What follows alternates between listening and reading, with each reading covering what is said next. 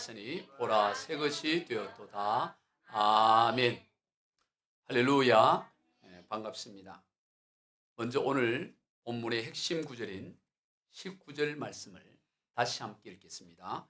그런즉 누구든지 그리스도 안에 있으면 새로운 피조물이라 이전 것은 지나갔으니 보라 새 것이 되었도다. 너무나 유명한 말씀이지요. 우리 그리스도인들에 새로운 피조물이라고 그렇게 말씀하십니다. 이전 것은 지나갔고 새 것이 되었도다 그렇게 말씀하십니다. 이를 현대인의 성경에서는 그러므로 누구든지 그리스도 안에 있으면 새로운 존재입니다. 옛 사람은 없어지고 새 사람이 된 것입니다. 그렇게 번역을 했습니다. 새로운 존재, 새 사람이 되었다고 말씀하십니다. 성도 여러분, 정말 그렇습니까? 여러분은 스스로를 새로운 피조물, 새 사람이라고 그렇게 여겨지고 있습니까? 이전 것은 지나갔고 새 것이 되었노라고, 옛 사람은 없어지고 새 사람이 되었다고 여러분은 그렇게 생각하고 있습니까? 이러한 물음에 예, 그렇습니다. 나는 이제 새 사람이 되었습니다. 그렇게 자신 있게 대답할 수 있는 분들이 그리 많지는 않을 것입니다. 그런데 오늘 본문에서는 누구든지 이렇게 말합니다. 몇 사람이라고 말씀하지 않고 누구든지 새로운 피조물, 새 것이 되었다라고 말씀합니다. 몇 사람만 새로운 피조물, 열심히 있는 몇몇만 새 것이 되는 것이 아니고 누구든지라고 그렇게 말씀하고 있습니다. 그렇다면 어디에 문제가 있는 것입니까? 그 답은 그리스도 안에라는 데 있습니다. 즉 누구든지 새로운 피조물이 되는 전제 조건은 그리스도 안에 있으면이라는 것입니다. 그리스도 안에 있어야 합니다. 그리스도 안에 있을 때 누구든지 새로운 피조물, 새로운 존재가 되는 것입니다. 그러면 그리스도 안에 있다라는 의미는 무엇일까요? 오늘 본문의 저자인 사도 바울은 그리스도 안에라는 이 표현을 종종 사용합니다. 헬라어로 엔 크리스토스, 영어로는 in Christ, 그리스도 안에라는 이 표현을 바울은 즐겨 사용하는 것을 보게 됩니다. 로마서 8장 1절입니다. 그러므로 이제 그리스도 예수 안에 있는 자에게 결코 정죄함이 없나니, 그리스도 예수 안에 있는 자에게 정죄함이 없다 그렇게 말합니다. 그리스도 안입니다. 에베소 1장 3절로 4절입니다. 찬송하리로다 하나님 곧 우리 주 예수 그리스도의 아버지께서 그리스도 안에서 하늘에 속한 모든 신령한 복을 우리에게 주시되 곧 창세전에 그리스도 안에서 우리를 택하사 우리로 사랑 안에서 그 앞에 거룩하고 흠이 없게 하시려고, 하나님께서 우리에게 하늘에 속한 모든 신령한 복을 주시는데 어떻게 주시느냐? 그리스도 안에서, 그리스도 안에서 하늘에 속한 모든 신령한 복을 주신다 그렇게 말씀합니다. 그리고 창세전에 우리를 택하셨는데 그 또한 창세전에 그리스도 안에서 우리를 택하셨다 그렇게 말해요. 나아가 골로새서 2장 6절로 7절입니다. 그러므로 너희가 그리스도 예수를 주도 받았으니 그 안에서 행하되 그 안에 뿌리를 박으며 세움을 받아 교훈을 받은 대로 믿음에 굳게 서서 감사함을 넘치게 하라. 그리스도 안에서 행하고 그리스도 안에 뿌리를 박으라 그렇게 말씀하고 있습니다. 온통 그리스도 안입니다. 이것은 사도 바울뿐만 아니라 예수 그리스도께서도 그렇게 말씀하셨습니다. 요한복음 15장에서 예수님은 포도나무와 가지의 비유를 말씀하시면서 예수님과 우리의 관계를 설명하시는데, 예수님 안에 거하지 않으면 우리는 아무것도 할 수 없다 그렇게 말씀합니다. 예수님 안에 거하지 않으면 큰 일을 할 수 없다가 아니고 몇몇 일은 못한다가 아니고 그리스도 안에 거하지 않으면 그 어떤 일도 아무것도 할 수 없다라고 그렇게 주님은 말씀합니다. 요한복음 15장 4절 이하입니다. 내 안에 거하라 나도 너희 안에 거하리라. 가지가 포도나무에 붙어있지 아니하면 스스로 열매를 맺을 수 없음 같이 너희도 내 안에 있지 아니하면 그러하리라. 나는 포도나무요 너희는 가지라. 그가 내 안에 내가 그 안에 거하면 사람이 열매를 많이 맺나니 나를 떠나서는 너희가 아무것도 할 수 없음이라. 사람이 내 안에 거하지 아니하면 가지처럼 바뀌어버리죠 마르나니 사람들이 그것을 모아다가 불에 던져 사르느니라. 온통 내 안에라는 말씀을 합니다.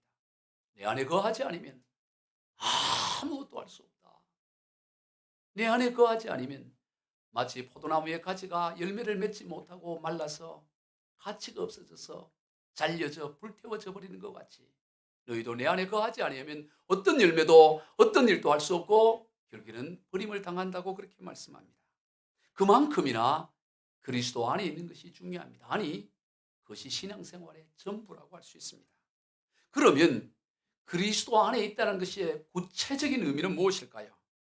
도대체 어떤 것이 그리스도 안에 있는 삶이라고 할 수 있을까요? 이를 잘 설명해 주고 있는 것이 바로 남편과 아내의 관계, 즉 부부 사이를 통해 잘 설명해 줍니다. 우리 에베소서 5장 31절로 32절을 같이 읽습니다. 그러므로 사람이 부모를 떠나 그의 아내와 합하여 그 둘이 한 육체가 될지니 이 비밀이 크도다. 나는 그리스도와 교회에 대하여 말하노라. 그리스도와 교회, 예수 그리스도와 교회인 성도, 예수 그리스도와 성도의 관계가 참으로 이 비밀이 크도다. 신비하다. 그런데 이 예수 그리스도와 성도 이 관계를 무엇으로 설명하느냐면 바로 남편과 아내, 부부 사이로 설명하는 거예요. 신비한 영역이라는 거예요. 여러분, 사람이 부모를 떠나 그의 아내와 합하여 둘이 한 몸을 이루는 것을 통해 그 살아가는 모습을 보면 신비하기 짝이 없습니다. 어떻게 전혀 다른 인격체를 가진 두 사람이 어떻게 한 육체를 한 몸을 이루는 그렇게 살아갈 수 있을까? 신비하죠. 자신을 낳아주고 길러주고 똥기저귀 갈아주고 우유 먹여주고 다 젖은 자리 마른 자리 다 이어주면서 그렇게 키워놨는데 남편을 만나고 아내를 만나더니 세상에 그냥 자기 남편 자기 아내밖에 최고로 여기는 게 없어요. 부모보다도 피를 나눈 형제보다도 아니 피 한 방울 나누지 않는 자기 아내 자기 남편을 그렇게 소중하게 여겨요. 심지어 그들의 사랑을 방해하면 부모 형제 간의 연도 끊어버려요. 여러분, 그런 경우가 종종 있잖아요.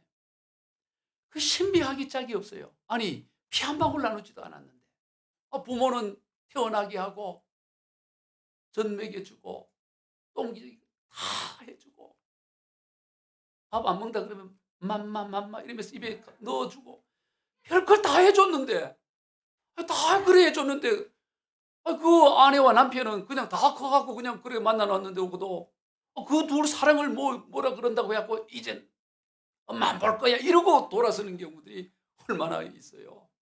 이 신비하잖아요. 신비한 영역이에요. 형제 피를 나는 형제보다도 자기 아내와 남편을 더 사랑하는 이것은 어떻게 보면 신비한 영역이 알 수 없습니다. 신비한 연합인 것입니다. 바로 예수님과 우리의 관계가 그런 거예요. 그것이 바로 그리스도 안에 거하다라는 의미인 것입니다. 영적인 연합을 뜻하는 것입니다.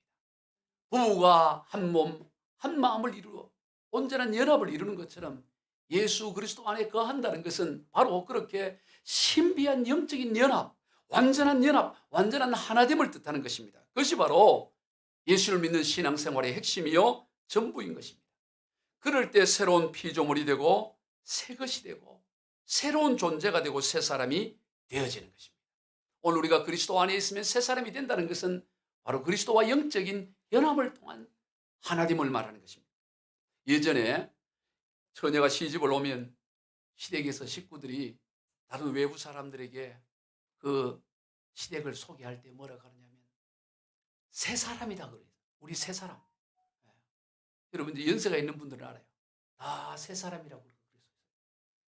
지금 저희 아내도 안동 시골 가면 새 사람 헌 사람 된 지 한 30년이 됐는데도 그냥 새 사람이라고 그래요. 새 사람.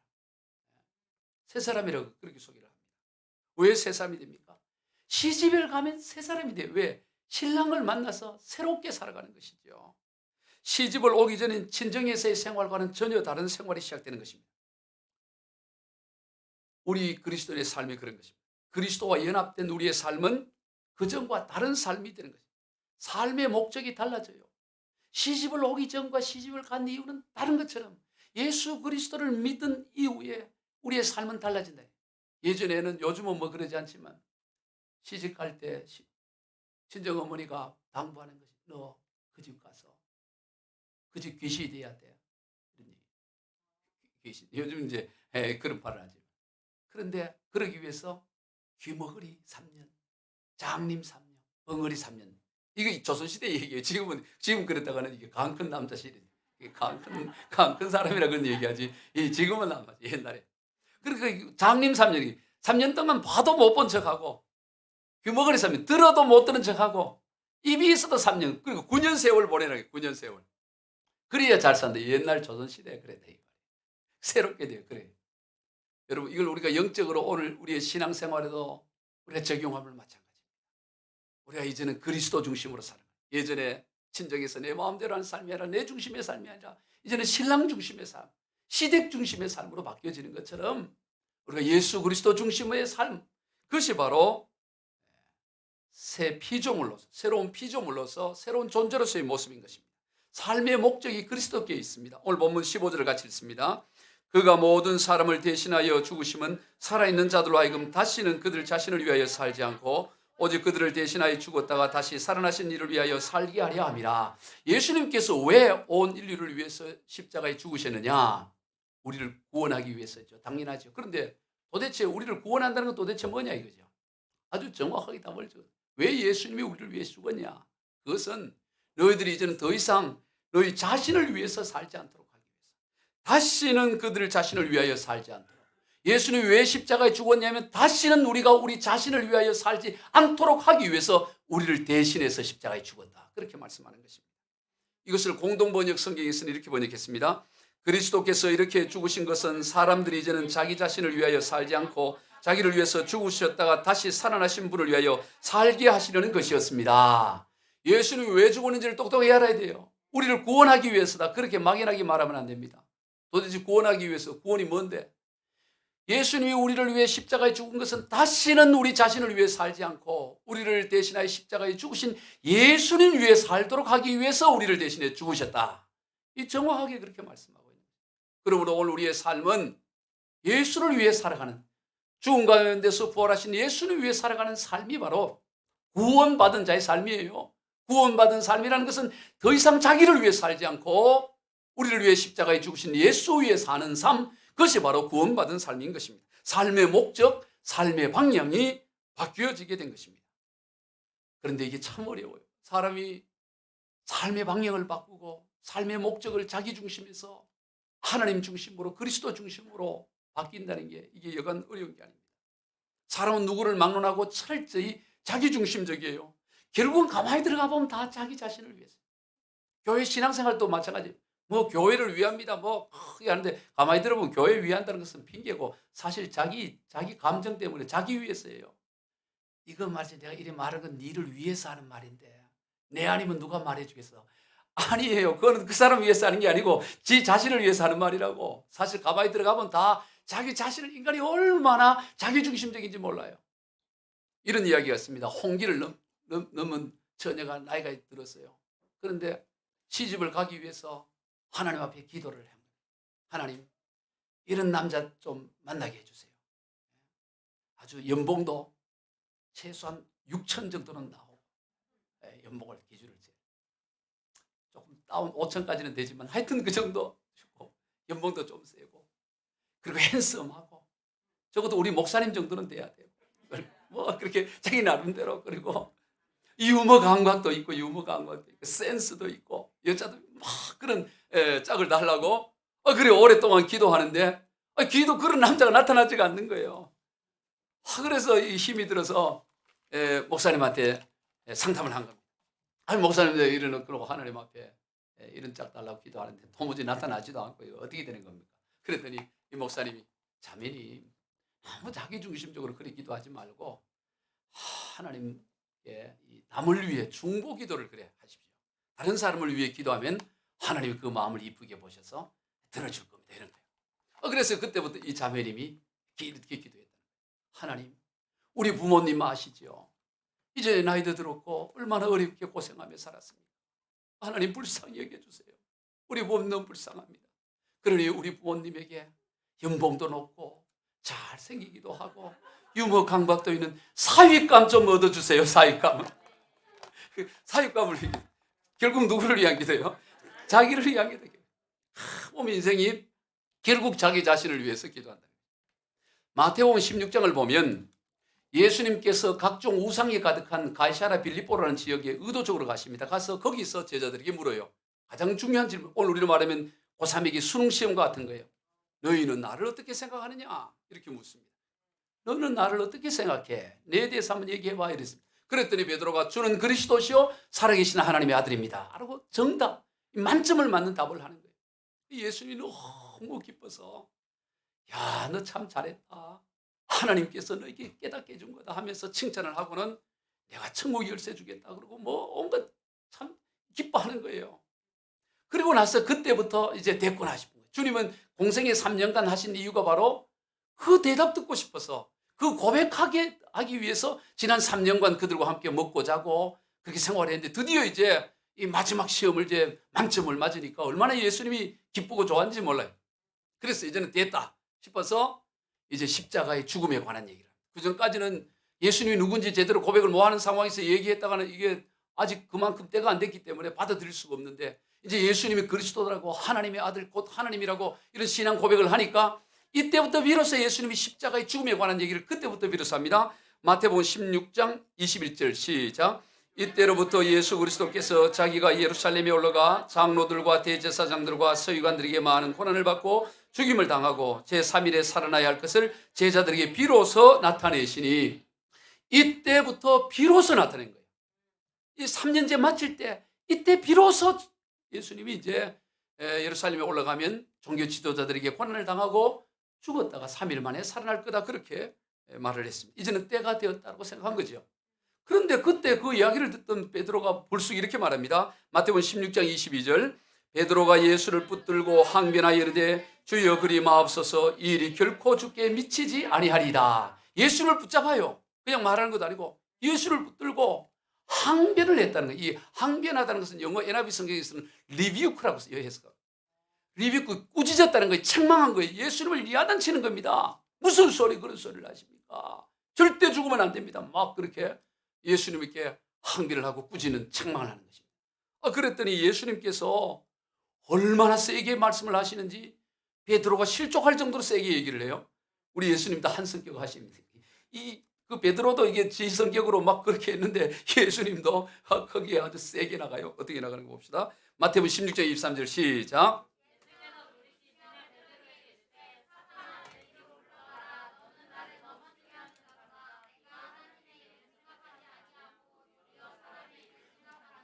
뭐라고 얘기합니까? 사탄이라고 얘기해요. 사탄 마귀라고. 사탄아, 야, 이거 얼마나 센 얘기예요. 시험 들 만한 얘기 아니에요. 사탄아, 내 뒤로 물러가라. 여러분, 왜 예수님께서 사탄이라고까지, 마귀라고까지 하면서 그렇게 강력하게 책망을 했을까요?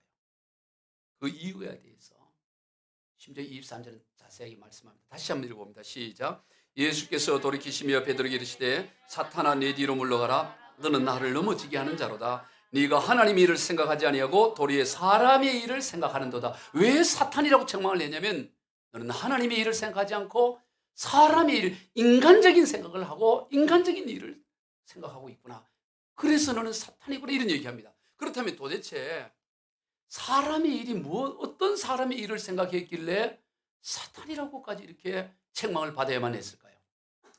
당연히 인간적으로 예수님이 참 사랑하는 예수님인데 그 예수님이 십자가에 죽으면 안 되지. 내가 주님을 사랑하는데 주님이 십자가에 죽으면 어떡해. 그러면 안 되지. 당연히 그런 마음이 있었겠죠. 그 마음으로 주님 죽으면 안 됩니다 하고 아주 그 책망을 하고 그랬을 겁니다. 그러나 과연 그것이 전부였을까요? 그렇지 않습니다. 그보다 주님이 그를 강력하게 책망한 더 근본적인 이유가 있어요.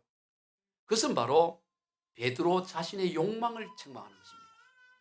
베드로 자신의 자기 비전, 베드로 자신의 자기 생각, 꿈, 그걸 주님이 책망하는 거예요. 그저 예수님이 십자가에 죽으면 안 돼. 왜 너무 사랑하니까 이걸 갖고 주님이 사탄이라고까지 책망하는 게 아니에요.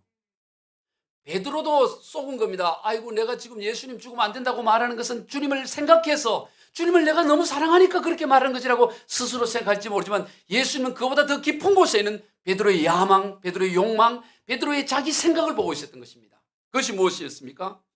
베드로에게 있어서 예수님이 죽어서는 안 되는 가장 큰 이유는 그렇게 예수님이 죽어버리면 베드로의 꿈과 비전이 물거품이 되어버린다고 생각합니다. 내가 지금까지 배버리고 어부생활 다 버리고 3년간 예수님 따라왔는데 여기서 예수님 돌아가 버리시면 죽어버리면 내 인생 뭐냐 이겁니다. 내 남는 거 없다 이거예요. 바로 베드로는 자기 자신을 깊이 생각했던 것입니다. 인간적인 욕망 때문에 예수님이 죽으면 안 된다는 바로 인간적인 욕망, 인간적인 이것을 주님은 사탄의 것이라고 말하는 거예요. 이것을 강력하게 책망하는 것입니다.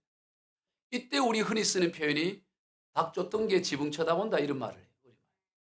지금 이 베드로는 예수님을 사랑하는 마음이 틀림없이 있지요. 그러나 그보다 더 큰 건 뭐냐? 예수님을 통해 더 이 세상에서 뭔가 더 큰 것을 누리고자 하는 마음이에요. 당시 예수님뿐만 아니라 다른 제자들도 마찬가지입니다. 특히 그 중에 세베대의 아들인 야고보와 요한, 이들은 그냥 그물만 버린 게 아니었습니다. 배와 그물을 버리고 아버지를 버렸다고 표현해요. 아마 이 세베대 아들 야고보 요한은 다 갈릴리에서 베드로와 함께 어부 생활을 했지만 이들은 베드로보다 부자였던 것 같아요. 베드로는 배를 버렸다는 표현이 없어요. 아마 남의 배를 가지고 그물만 버렸다는 거예요. 그런데 세베대 아들 야고보 요한은 배까지 버렸어요. 그 당시에 배가 있다는 것은 부자지요. 배와 그물과 아버지를 다 버렸어요. 괜찮게 잘 사는 사람이었습니다. 그러니까 더 많은 헌신과 희생을 한 거죠.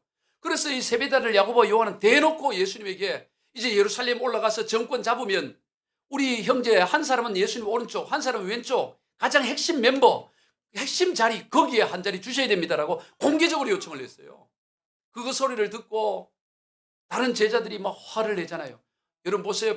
세베대 아들 야고보 요한이 공개적으로 요청할 만할 때는 그만큼 자기들이 헌신했다고 생각했기 때문에 요청하는 거예요.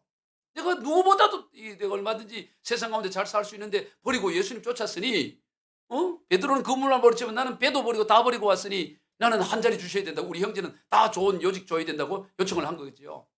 그랬을 때 다른 사람들도 다 그에 대해서 시기 질투하는 내용이 성경에 나오는 것을 보게 됩니다. 바로 이들의 꿈, 베드로를 비롯한 모든 제자의 꿈은 뭐냐?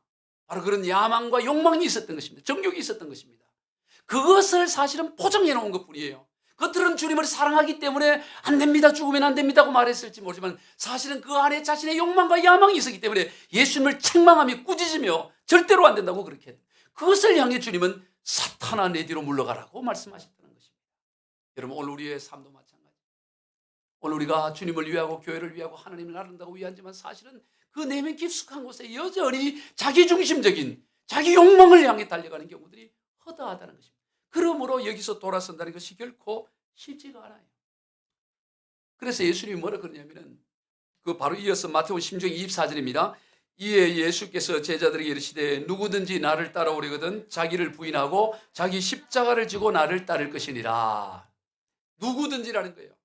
여러분 누구든지 그리스도 안에 있으면 새로운 피조물이 되는데 또 누구든지 예수님 그리스도 안에 있으려면 뭐를 해야 되느냐? 자기 부인을 해야 된다.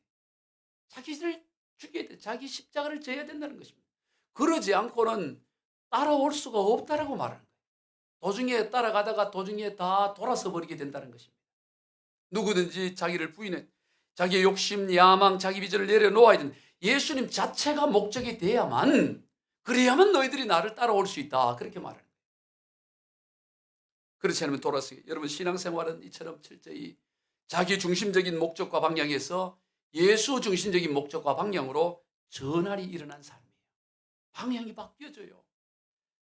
방향이 바뀌어질까지는 끊임없이 우리가 여러 가지 갈등이 일어나지만 결국은 바뀌어져야 되는 것이 신앙생활이에요.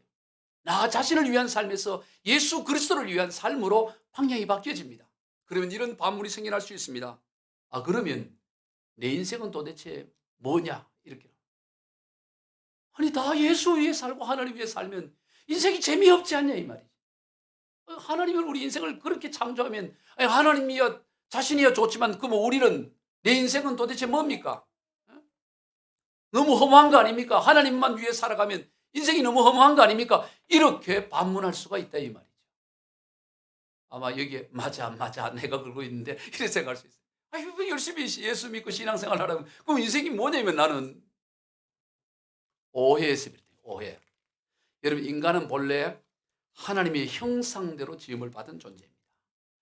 이는 마치 물고기는 물속에서 살아야만 잘 살 수 있고, 그리고 나무는 땅에 뿌리를 내려야만 풍성한 열매를 맺을 수 있도록 하나님은 그렇게 창조한 것처럼 우리 인생은 하나님이 형상대로 지으셔서 하나님을 위해 살고 하나님을 향해 살고 하나님을 목적으로 살고 하나님 안에 거할 때 가장 풍성한 삶을 살도록 그렇게 창조를 해놓으셨어요. 이게 창조의 원리입니다. 여러분, 창세기 1장 내용이 바로 그겁니다. 새는 하늘을 날며 살고 물고기는 물속에서, 이 짐승들은 땅 위에서 뛰어놀며 살지만, 나무는 땅에 뿌리를, 식물은 땅에 뿌리를 내리고 살지만, 인간은 하나님 안에 거해야만, 하나님과 교제 가운데 하나님을 목적으로 살아야만 풍성한 삶을 산다. 이것이 바로 창세기 1장부터 하나님이 우리에게 보여주는 메시지인 거예요. 하나님 안에 거할 때, 하나님을 향해 살 때 가장 풍성한 인생이 되는 것입니다. 여러분 보세요. 물고기가 아무리 대단한 상어고 고래라 할지라도, 아이고 나는 이 바다가 이제는 답답해. 바다보다 더 자유롭게 나는 이제부터 육지로 올라가 살 거야. 육지 올라오면 어떻게 되겠어요? 그라 정답이에요. 여러분, 아무리 이 백수의 왕이라 하더라도, 사자라 하더라도, 이 지상에는 내 적이 없으니까 이게 심심해서 안 되게, 나도 이제 바다도 정복해야지 하고 이 사자가 풍덩 뛰어드는 순간 어떻게 되겠어요? 맞아요. 다 죽는 거예요. 새도 마찬가지, 새도. 독수리가 막 이제 온 천하를 날아다니는데, 내가 이제부터 땅 속도 지배해야 돼. 땅 속으로 막 들어가고 물 속으로 들어가고, 그럼 어떻게 되겠어요? 죽어요. 마찬가지입니다. 우리의 인생도 마찬가지예요. 하나님의 형상을 벗어나고 하나님을 떠나면 내가 자유롭게 살고 내 마음대로 누릴 것 같지만 죽어요. 아무것도, 주님이 그 얘기죠. 너희가 나를 떠나서는 아무것도 할 수 없느니라. 밖에 던져 불에 다 제가 되어버린 것 같다라고 주님은 말씀하는 것입니다. 그러므로 오늘 우리가 이 신앙의 길에 있어서 하나님 중심적으로 살 때, 그럴 때 비로소 우리가 풍성한 삶이 되어지는 것입니다. 죄와 의의 본질적 차이가 여기 있습니다. 여러분, 죄가 무엇일까요? 의가 무엇일까요? 죄라는 것은 하나님 중심에서 자기 중심으로 나아가는 것이 바로 죄예요. 의라는 게 뭐냐? 하나님 중심으로, 나 중심에서 하나님 중심으로 나가는 것이 의인 것입니다. 바로 이것은 방향을 말하는 방향. 여러분은 언제나 방향이 중요한 것입니다. 하나님 중심으로 나가는 방, 하나님을 목적으로 나가는 그 방향, 그게 의고, 하나님을 떠나 자기 중심으로 나가는 방향, 어떤 결과물을 만들어내지 않다 할지라도 그 방향이 하나님 중심이 아니고 나 중심으로, 인간 중심으로, 자기 중심으로 나간다면 그 자체가 죄가 된다는 거죠. 방향이 중요해요. 목적이 중요한 것입니다. 그래서 신앙생활하기가, 철저히 자기중심적인 인생이 신앙생활하기가 여간 쉬운 게 아니에요. 한편으로는 쉽지만 한편으로는 참 어려워요. 여러분, 우리 말에도 보면 팔은 안으로 굽는다, 그런 말이에요. 팔은 다 안으로 굽잖아요. 안으로 굽는 건 이거는 쉬워요. 그런데 팔이 밖으로 굽으려면 어떻게 돼요? 파 부러지고 골절이 나고 죽을 것 같은 그런 고통이 있게 돼요. 팔을 굽으려면. 여러분, 신앙생활도 마찬가지입니다. 부러지는 고통이 있어야 돼요. 그냥 조사오니 그냥 편안하고, 그런 게 신앙생활이에요. 신앙생활에는 반드시 뭐를 통과해야 되느냐? 부러지는, 자기 중심적인 이거에서 부러져서 하나님 중심으로 나가기 위해서는 반드시 뭐가 따르냐? 고통이 수반돼요. 고통이 없는 신앙생활, 고통이 없이 그저 신앙생활 열심히 하는 거, 이거를 주님은 뭐라 그러냐? 외식하는 자들이다, 이렇게 불렀어요. 고통 없는 경건을 주님은 외식이라고 표현합니다. 바로 이런 사람들이 또 대체적으로 누구였냐면 바리새파 사람들이에요. 이 바리새파라는 것은 말 자체가, 바리새라는 의미 자체가 구별된 자라는 거예요. 자기들은 구별되었어요. 하나님 잘 믿는다고 자기들 스스로 구별을 시켜놓고, 우리는 하나님을 이렇게 믿어야 된다고 구별을 시켜서 자기들끼리 더 거룩한 적, 의로움, 그렇게 행동을 한다고 했는데, 그런데 정작 그들에게 뭐가 없었냐? 고통이 없었어요. 팔이 부러지는 것 같은 그런 고통이 없었습니다. 그저 자기들이 할 수 있는 범위 내에서 적당하게, 그리고 중심은 뭐냐? 사람으로부터 칭찬과 존경과 박수를 받는 것. 철저히 자기중심적으로 그렇게 살아갔습니다. 주님은 그런 자들에 대해서 아주 강력하게 책망을 했습니다.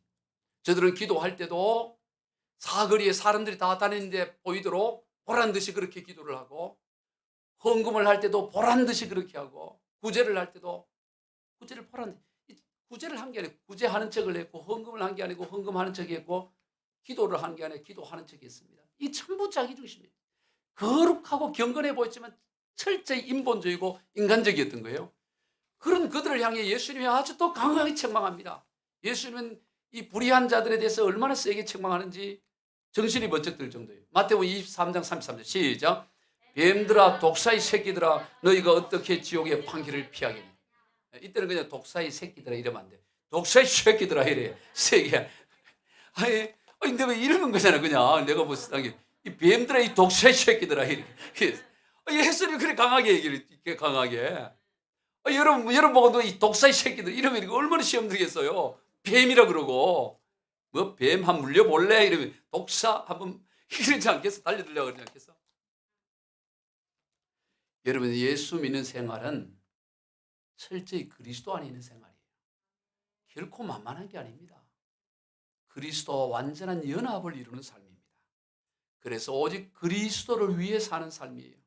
삶의 목적과 방향이 자기 중심에서 철저히 하나님 중심으로 바뀌어지는 것입니다. 그것이 바로 새로운 피조물 새 것이 되는 것입니다. 적당히 리모델링 하는 것이 아니라 완전히 부숴버리고 새롭게 재건축하는 것이에요. 적당히 그냥 이 물감만 칠하는 것이 아니라 페인트만 칠하는 게 아니에요. 완전히 부숴버리고 새롭게 세우는 것입니다. 방향과 목적이 완전히 달라지는 것입니다. 그것이 바로 그리스도 안에 있는 것이고 그것이 바로 그리스도 안에서 새로운 피조물이고 새로운 존재가 되는 것입니다. 오늘 본문의 사도 바울이 그랬어요. 그런 고린도 교회 성도들을 향해 자기의 삶을 드러내면서 봐라 내가 이렇게 살아왔다. 그러니 너희들은 내 삶을 자랑스러워하는 삶이 되어야 된다. 오히려 바울이 그렇게 당당하게 얘기합니다. 당시 고린도 교회 안에는 거짓 사도들이 들어와서 거짓 교사들이 들어와서 사도 바울을 공격했습니다. 사도 바울 무슨 그가 사도야? 그냥 바울이야. 그 별거 아닌 사람이야. 왜 그러냐면 그들은 외적인 조건을 갖고 판단을 했습니다. 바울이 무슨 권 있는 자로부터 추천서 갖고 온 게 있어? 그 사람 별거 아니야. 그 사람은 뭐 직접 예수님부터 제자 양육받 별거 아니야. 그러면서 바울을 공격하고 바울의 사도성을 부인함으로 이 고린도 교회를 흔들고 무너뜨리려는 그런 자들이 있었습니다. 그런 자들에 대해서 바울은 외모를 중시 여기는 자들이라고 하면서 그 사람들에게 나의 삶이 어땠는지를 너희들이 도리어 자랑해라. 그들은 자기의 추천서, 자기의 어떤 세상경을 갖고 자랑을 했지만 바울은 정말로 자랑할 것은 그런 것이 아니고 오늘 우리의 마음과 우리의 모든 것이 오직 예수 중심으로 예수 그리스도 중심으로 살아가는 삶, 이것이야말로 우리가 참으로 자랑해야 될 것이라고 하면서 강조하는 것입니다. 오늘 보면 12절 읽어봅니다. 시작. 우리가 다시 너희에게 자천하는 것이 아니요 오직 우리로 온 말미암아 자랑할 기회를 너희에게 주어 마음으로 하지 않고 외모로 자랑하는 자들에게 대답하게 하려는 것이라. 그중에 외모로 자랑하는 겉모양으로 자랑하는 그런 자들이 교회 안에 들어와서 혼란하게 하는데 그들에게 오히려 바울이 나의 삶, 우리 그 동역자들의 삶을 가지고 도리어 그들에게 대답하고 자랑해라고 말씀하고 있는 것입니다. 바울은 그 복음을 위해서 예수 그리스도를 위해서 하나님을 위해서라면 미쳤다는 소리까지 들었어요. 저 사람 미쳤구나. 또 미쳤다는 소리를 들었든지 또는 온전하든 그 상관없이 오직 자기는 하나님의 사랑의 강권적인 사랑으로 말미암아 오직 하나님을 위하여 오직 성도들을 위하여 나는 그렇게 살아왔노라고 내 중심이 아니라 하나님 중심으로 살아왔노라고 그렇게 자신 있게 말합니다. 오늘 보면 13절로 14절입니다. 우리가 만일 미쳤어도 하나님을 위한 것이요 정신이 온전하여도 너희를 위한 것이니 그리스도의 사랑이 우리를 강권하시는도다. 그렇게 살아. 내가 그렇게 살아왔어. 우리가 그래 살아왔어. 그러니 외모를 자랑하는 자들에게 우리가 그렇게 사랑하는 것을 너희들이 도리어 자랑해줘야지.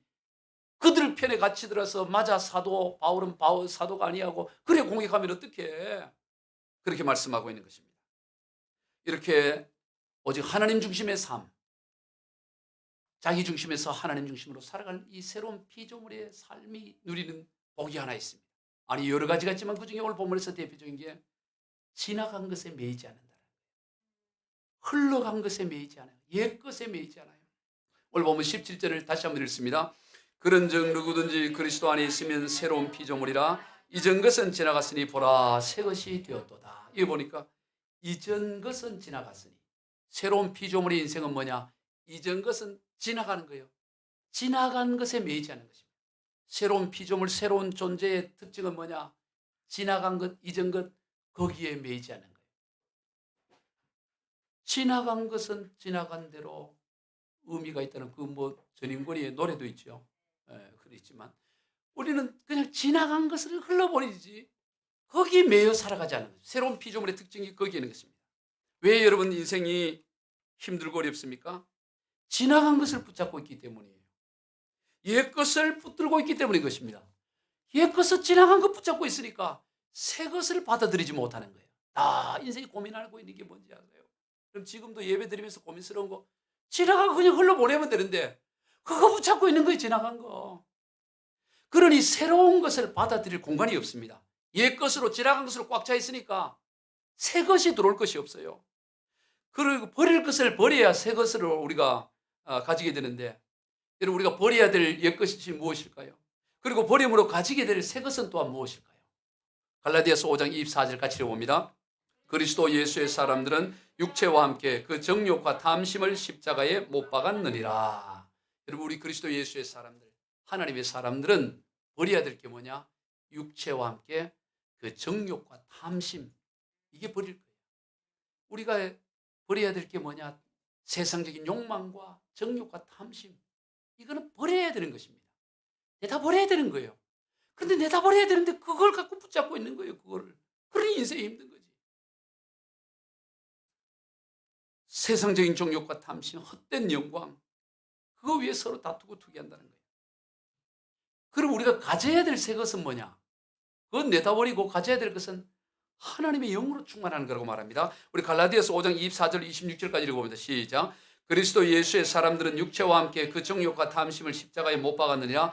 만일 우리가 성령으로 살면 또한 성령으로 행할지니 헛된 영광을 구하여 서로 노엽게 하거나 서로 투기하지 말지니라. 버려야 될 것은 육체와 함께 그 정욕과 탐심이라면 우리가 취하고 살아야 될 것은 뭐냐? 하나님의 영, 성령으로 행하고 성령이 우리의 새 것이 된다는 것입니다. 그런데 옛 것을 꽉 잡고 있으니까, 그걸 못 버리니까 하나님의 영이신 성령을 우리가 받아들이지 못하는 거예요. 그러니까 늘 힘든 겁니다. 옛것 지나간 것 흘러보내면 되는데 그거 붙잡고 있으니 가장 좋으신 성령을 우리가 붙들지 못하니 늘 그것을 힘들어하는 것이죠. 여러분 이전 것은 지나간 겁니다. 우리 그리스도인들에게 있어서는 다 옛날 친정에서 있던 그거 다 지나가서 이제 신랑 만나서 새로운 삶, 신랑 대신 예수 그리스도의 영 성령으로 새로운 삶을 살아가는 거예요. 다 지나간 거 그거 붙잡을 필요가 없습니다. 다 지나갔고 이제는 새로운 신랑, 새롭게 살아가는 삶이 나와요. 우리 찬송가 191장에 보면 세상 모든 욕망과 나의 모든 정욕은 십자가에 이미 못을 박았네. 이미 못 박아버렸어요. 지나갔습니다. 세상 모든 욕망과 나의 모든 정욕, 십자가에 이미 못을 박아버리고 어두운 밤이 지나고 무거운 짐 벗으니 이제는 그 다 지나가고 벗고 주의 영이 함께합니다. 하나님의 영, 신랑 되신 하나님의 영이 우리와 함께하고 계시는 것이죠. 성령이 계시네, 할렐루야, 함께하시네. 좁은 길을 걸으며 반납 기뻐하는 것, 주의 영이 함께함이라. 여러분 좁은 길을 걸어도 우리가 밤낮 기뻐할 수 있어요. 길도 좁은데 밤이 됐어요. 아니 길이 좁으면 밤이면 불평할 수 있잖아요. 길이 넓은데 밤도 아니고 길이 좁은데 밤, 상관없어요. 좁고 밤이고 낮이고 아무 상관이 없습니다. 왜? 새로 오신 하나님의 영 성령이 우리와 함께 하시기 때문에 좁은 길을 걸을지라도 밤낮 기뻐할 수가 있는 것입니다. 이것이 바로 새로운 피조물로서의 삶인 것입니다. 더 이상 세상의 욕망을 이루는 것이 목적이 아닌 것입니다. 그러므로 세상에 그 지나간 것 때문에 절망하거나 낙심하지 않아요. 하나님이 우리의 목적이 되고 예수 그리스도가 우리의 목적이 됩니다. 우리가 새로운 피조물이 된 것은 예수 그리스도가 우리의 신랑이 되었기 때문에 이제 그분과 이제 삶이 시작됐기 때문에 새로운 피조물이 된 거예요. 우리가 그것을 믿어야 돼요. 한번 따라해 봅시다. 나는 새로운 피조물입니다. 한번 더 해보면 나는 새 사람입니다. 왜 새 사람이 시집을 가서 새 사람? 예수님께 시집 가서 신랑이 예수님이기 때문에 이제 새 사람이에요. 여러분 새 사람이 처음에는 시집 가고 우리가 결혼식 때는 연지 곤지 꽂고 뭐 하얀 드레스 입고 이뻐서 새 사람이라 하지만 여러분 연지 곤지 다 떨어지고 다 그래도 늙어서 또 나이가 들어도 그래도 신랑이 예수님이기 때문에 우리는 새 사람이 되는 거예요. 아름다워야만 새 사람이 아니야. 한 10년, 20년 지나다 보면 서로 방귀도 튀고 서로 그냥 앞에서 방귀도 끼고 이렇게 하잖아요. 데이트할 때는 트림도 안 하려고 그랬지. 딱 생리적인 건데 어떡하냐 이러면서. 우리 사모님 그렇다는 얘기가 아니고 이게 사람이 살다 보면 다 그렇게 살아가는 거예요. 다. 연지꼰지가 아니라 이제 그 대신에 막 눈곱이 끼고 이래도 맹세 사람이야. 왜? 신랑이니까 신랑. 우리가 예수님과 결혼을 한 신부기 때문에 우리 신랑 대신 예수님 때문에 우리는 새로운 피조물인 줄로 믿습니다. 나는 새로운 피조물이야. 나는 그리스도 안에 있어. 내 인생의 목표는 이제 그리스도야. 예전에는 내 중심적 삶을 살았는데 이제는 오직 예수 그리스도 중심으로 나는 살아가. 비록 내가 좀 연약하여 때로는 내 중심적으로 자꾸 자기 중심으로 그러지만 그래도 나는 오직 예수 중심으로 나는 살아. 이걸 인정하면 이게 바로 새로운 피조물이고 새로운 존재고 새 것이 된 것입니다. 우리 모두 그러한 삶이 다 되시기를 주 예수 그리스도 이름으로 축원드립니다. 기도하겠습니다. 하나님 아버지 감사합니다. 우리를 새로운 피조물로 삼아주셔서 감사합니다. 우리가 뭐 잘나고 의로워서가 아니라 신랑 되신 예수 그리스도 때문에 그리스도와 신비한 영적인 연합이 이루어졌기 때문에 우리는 이미 새로운 피조물이 되었음을 선언하고 고백합니다. 하나님 그러기 때문에 더 이상 이제 우리 자신을 위해 살지 않게 하시고 자기 중심적으로 살려고 하지 않게 하시고 오직 예수 중심적으로 신랑 되신 주님 중심적으로 살아가게 하여 주시옵소서. 감사하고 축복하며 예수님의 이름으로 기도합니다.